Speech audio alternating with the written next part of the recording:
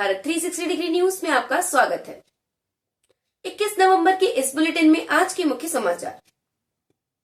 प्रवर्तन निदेशालय ईडी ने नेशनल हेराल्ड केस में यंग इंडिया की 751.9 करोड़ रुपए की संपत्ति अटैच की है।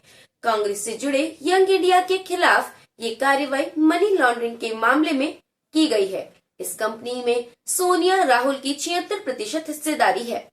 इसी केस में ईडी ने 3 अगस्त 2022 को दिल्ली की हेराल्ड बिल्डिंग में स्थित यंग इंडिया कंपनी का ऑफिस सील कर दिया था।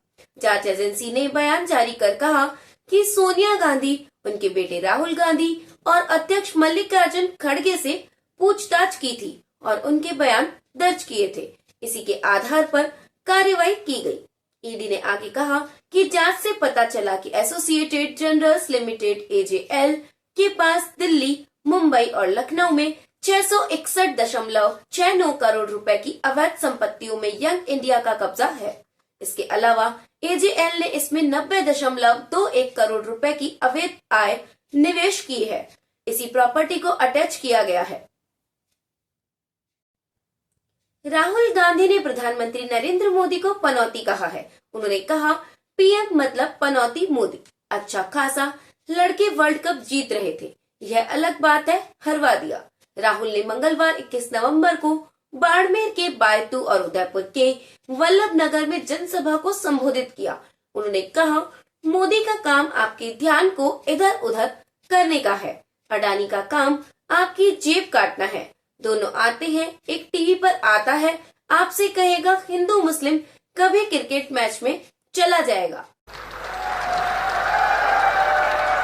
और अदानी का काम आपकी जेब काटने का है। दोनों आते हैं, एक टीवी पे आता है, आपसे कहेगा हिंदू मुस्लिम, कभी क्रिकेट मैच में चला जाएगा। वो अलग बात है कि हरवा दिया। पनौती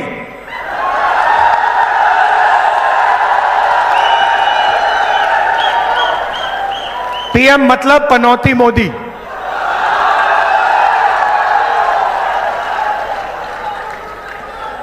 कभी आपको इधर ले जाएगा, कभी उधर ले जाएगा, कभी आगे पीछे, और पूरा का पूरा फायदा 4-5 उद्योगपतियों को देगा। राहुल ने कहा, 1 साल पहले कन्याकुमारी से कश्मीर तक हमने यात्रा की। 4500 किलोमीटर लाखों लोगों के साथ कश्मीर तक चले। बारिश, तूफान, बर्फ में पैदल चले। इसका मकसद था भारत को जोड़ना। हमें लगा भाजपा देश में नफरत फैला रही है, हिंसा फैला रही है, एक जाति को दूसरी से और एक धर्म के लोगों को दूसरे धर्म के लोगों से लड़ा रही है। इसलिए हमने भारत जोड़ो यात्रा शुरू की। प्रधानमंत्री नरेंद्र मोदी ने मंगलवार शाम जयपुर में मेगा रोड शो किया। मोदी 1 घंटे 16 मिनट में ओपन जीप पे 4 किलोमीटर चले। जीप में मोदी के साथ प्रदेशाध्यक्ष सीपी जोशी भी मौजूद रहे। रोड शो में लोगों में जबरदस्त उत्साह देखने को मिला। पीएम मोदी का रोड शो सांगानेरी गेट से शाम 6:25 पर शुरू हुआ। रोड शो के दौरान पीएम ने हाथ हिलाकर जनता का अभिवादन किया। सड़क के दोनों तरफ खड़े लोगों ने पीएम मोदी पर फूल बरसाकर उनका स्वागत किया। रोड शो बापू बाजार, नेहरू बाजार होते हुए किशनपोल बाजार पहुंचा। उसके बाद छोटी चौपड़, त्रिपोलिया बाजार होते हुए बड़ी चौपड़, जौहरी बाजार होते हुए फिर से सांगानेरी गेट पहुंचकर देर शाम 7:41 पर खत्म हुआ। एक विधानसभा क्षेत्र से गुजरा, 3 को कवर किया। पीएम मोदी के रोड शो ने परकोटे की किशनपोल, हवा महल और आदर्श नगर विधानसभा क्षेत्र को कवर किया। इससे पहले पीएम नरेंद्र मोदी ने आज 12 के अंता, कोटा के दशहरा मैदान और करौली में जनसभा को संबोधित किया। महिला अत्याचार पर कांग्रेस नेताओं के बयानों को आधार बनाते हुए उन्होंने कहा, भाजपा की प्राथमिकता महिला सशक्तिकरण है, वहीं कांग्रेस की महिलाओं का अपमान और अत्याचार है। यहाँ के मुख्यमंत्री कहते हैं कि राजस्थान में महिलाएं झूठ बोलती हैं, रेप के झूठे केस दर्ज कराती है। ये गंभीर आरोप है। उन्होंने माताओं बहनों के संस्कार पर कलंक लगाने की कोशिश की है। मोदी ने कहा, मुख्यमंत्री के करीबी मंत्री कहते हैं कि राजस्थान मर्दों का प्रदेश है, इसलिए वो तो ऐसे प्रमाण पत्र दे रहे हैं जैसे बहनों बेटियों पर अत्याचार करना अत्याचारियों का अधिकार है। गहलोत जी, ये आपके दरबारी लोग क्या बोल रहे हैं? आपकी क्या मजबूरी है? राजस्थान के मर्द तो वे हैं जो बहन बेटियों की इज्जत के लिए अपना सिर कटवाने के लिए मैदान में उतरते हैं। उन्होंने कहा, जब से राजस्थान में कांग्रेस की सरकार बनी है तब से यह हर तीज त्योहार के दौरान दंगे होते रहते हैं। हर वर्ष कोई न कोई बड़ा दंगा राजस्थान में जरूर हुआ है। कहीं परशुराम जयंती पर हमला, कहीं नव वर्ष की शोभा यात्रा पर हमला, कभी दशहरे के जुलूस पर हमला। ये हमले इसलिए नहीं रुकते क्योंकि दंगों के आरोपी मुख्यमंत्री के आवास पर दावत करते हैं। जो अपराधियों को दावत दे, क्या वो कांग्रेस आपकी रक्षा कर सकती है? साथियों, किसान कल्याण भाजपा सरकार की सर्वोच्च प्राथमिकताओं में से एक है। झालावाड़ के संतरे पूरे देश में प्रसिद्ध है। बारां के लहसुन का तड़का देश विदेश तक पहुंचे, हम इसके लिए प्रयास कर रहे हैं। राजस्थान भाजपा ने ये भी तय किया है कि सरकार बनने के बाद पीएम किसान सम्मान निधि की राशि 12,000 रुपया की जाएगी। किसानों को उचित मुआवजा मिले, इस पर ध्यान दिया जाएगा। यहां परवन सिंचाई परियोजना को कांग्रेस ने रोका है। पूर्वी राजस्थान नहर परियोजना में भी कांग्रेस ने अड़ंगे लगाए हैं। भाजपा सरकार ऐसी हर सिंचाई परियोजना को तय समय पर पूरा करने के लिए हर संभव प्रयास करेगी। केंद्रीय गृह मंत्री अमित शाह ने आज अलवर जिले के खेरथल, सीकर के नीमका थाना और झुंझुनू के नवलगढ़ में जनसभा को संबोधित किया। उन्होंने कहा, आज कुछ युवा लाल कपड़े पहनकर आए हैं। भैया, गहलोत की सभा में मत जाना।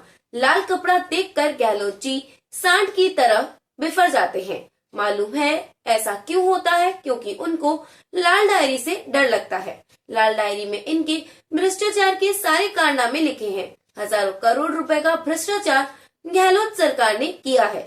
जो सरकार भ्रष्टाचार में लिप्त हो, वो सरकार आपका भला नहीं कर सकती है। कांग्रेस के राज में एक भी एग्जाम ऐसा नहीं हुआ जिसमें पेपर लीक नहीं हुआ। भाजपा के राष्ट्रीय अध्यक्ष जेपी नड्डा ने सीकर जिले की धोद विधानसभा में प्रत्याशी गोवर्धन वर्मा के समर्थन में सभा को संबोधित किया। उन्होंने कहा, अशोक गहलोत की सरकार ने राजस्थान में हिंदू मुस्लिम के बीच में लड़ाई करवाने का काम किया है।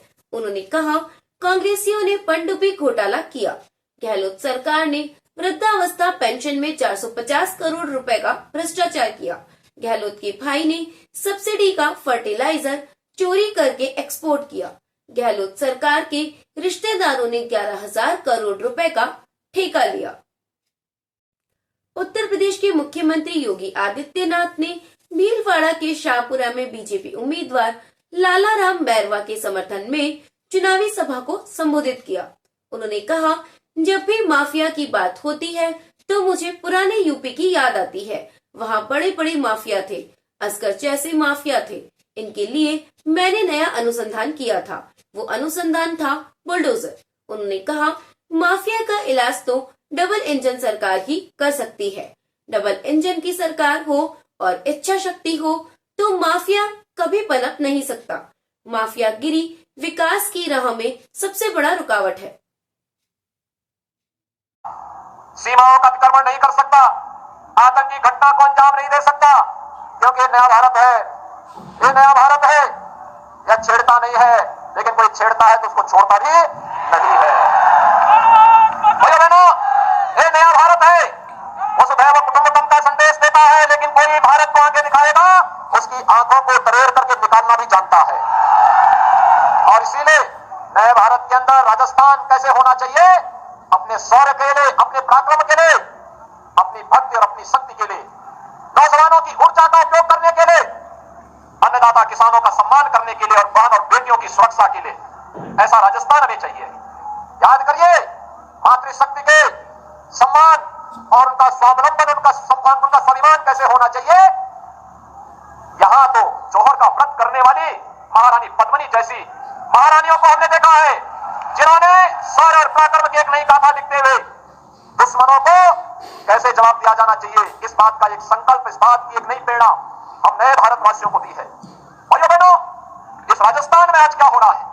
कांग्रेस पहले देश को समस्या दी, आतंकवाद की समस्या, नक्सलवाद की समस्या, अलगाववाद की समस्या, भ्रष्टाचार की समस्या, अविश्वास की समस्या, विकास के बारे में कोई सोच नहीं, यही तो कांग्रेस की पहचान थी।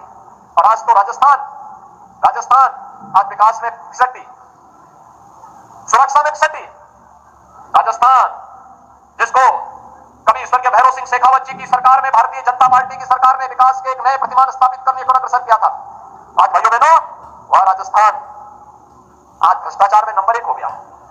यानी कांग्रेस की उपलब्धि क्या? भ्रष्टाचार में राजस्थान को नंबर 1 कर दिया, महिला अपराध में नंबर 1 कर दिया, साइबर अपराध में नंबर 1 कर दिया, बिजली की दरों को सर्वाधिक जनता से वसूली करने वाला दर है राजस्थान में, और डीजल और पेट्रोल में जनता से सर्वाधिक वैट भी राजस्थान में दिया जाता है, महंगाई इंडेक्स सर्वाधिक राजस्थान में, और नौजवानों के साथ खिलवाड़ करते हुए सबसे अधिक पेपर लीक की घटनाओं के लिए भी ये राजस्थान की सरकार न विकास करा पा रही है, न बहन बेटियों की सुरक्षा कर पा रही है, न नौजवानों के रोजगार की व्यवस्था कर पा रही है, न अन्नदाता किसानों के चेहरे पर खुशहाली ला पा रही है, और न आपकी आस्था का ही सम्मान कर पा रही है।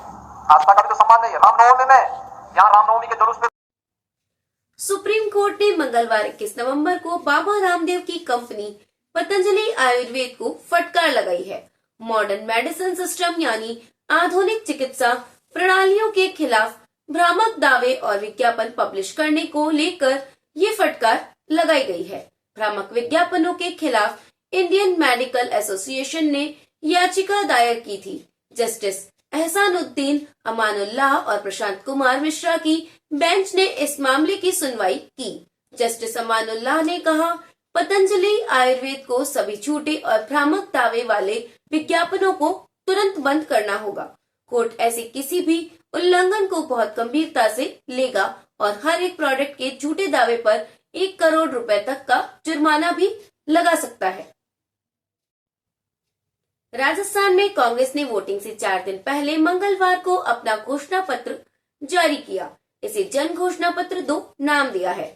पार्टी ने चिरंजीवी स्वास्थ्य सुरक्षा बीमा की राशि 25 लाख से बढ़ाकर 50 लाख रुपए करने का वादा किया। राज्य की 199 सीटों पर 25 नवंबर को मतदान होगा। युवाओं के लिए 10 लाख नई नौकरी सृजित करने की बात कही। इनमें 4 लाख नई सरकारी नौकरियां हैं। किसानों से न्यूनतम समर्थन मूल्य MSP पर फसल खरीद का कानून बनाने और किसानों को 2 लाख रुपए तक का ब्याज मुक्त कर्ज देने का वादा किया है। इसके साथ ही गांव के व्यापारियों को 5 लाख तक बिना ब्याज कर्ज देने का वादा किया है। किसान क्रेडिट कार्ड की तर्ज पर व्यापारी क्रेडिट कार्ड बनाया जाएगा। इसके साथ ही राज्य में विधान परिषद बनाने का वादा भी किया गया है। कांग्रेस ने जो 7 गारंटी दी है, उनमें आगे चलकर BPL और उज्ज्वला गैस कनेक्शन वाले परिवारों को 400 रुपए में सिलेंडर देने का वादा किया है। कांग्रेस ने कहा है कि वह नफरती भाषण देने वाले व्यक्तियों को दंडित करने के लिए कड़े कानून लागू करेगी। इसी के साथ आज के समाचार समाप्त हुए। नमस्कार।